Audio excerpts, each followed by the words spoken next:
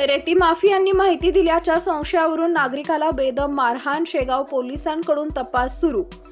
शेगाव जिल्हा बुलढाणा। शेगाव तालुक्यातील वायगाव येथील कमलेश राजेंद्र गडमडे यांना चारगाव बुद्रुक येथील काही रेती माफियांनी बेदम मारहाण केली आहे। कमलेश गडमडे यांनी वरोरा तहसीलदारांना अवैध रेती चोरीबाबत माहिती दिल्याच्या संशयावरून या मारहाणीची घटना घडली। मारहाणीमध्ये गडमडे यांच्या नाकातून रक्तस्राव सुरू असून पाठी आणि पायावर जखमा झाल्यात। शेगाव परिसरात अवैध रेती तस्करींचं प्रमाण वाढलं असून रेती माफिया यांनी कायदा हद्दपार करून अशा प्रकारे हिंसाचार करण्याचं प्रमाण वाढलं आहे। त्यांच्यावर कायद्याचा थोडा भीती नसल्यानं अशा घटनांना वाव मिळत आहे। कमलेश गडमडे यांनी या प्रकरणी शेगाव पोलीस ठाण्यात दिलेल्या तक्रारीत सांगितलंय की संदीप माथारकर, आदित्य भलमे आणि प्रकाश हिवरे या तिघांनी तहसील कार्यालय इथं रेती चोरीबाबत माहिती दिल्याच्या कारणावरून त्यांना लाकडी आणि बुक्क्यानं मारहाण केली आहे। पोलिसांनी तक्रारीनुसार आरोपी विरुद्ध गुन्हा दाखल केला असून ते ताब्यात घेतले।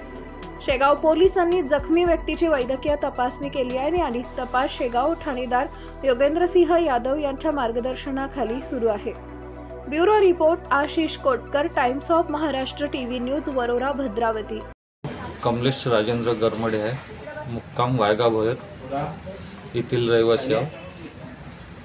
ट्रॅक्टरच्या पकडापकडीमध्ये त्यांनी मारहाण केली आहे। त्यांनी म्हणजे कोणी मारहाण केली?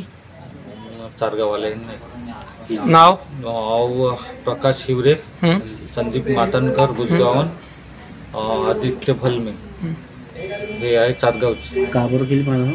ते त्यांना संशयपद कशावर? म्हणजे ट्रॅक्टर पकडून दिलं बा म्हणून तहसीलदाराला। कशाचं ट्रॅक्टर?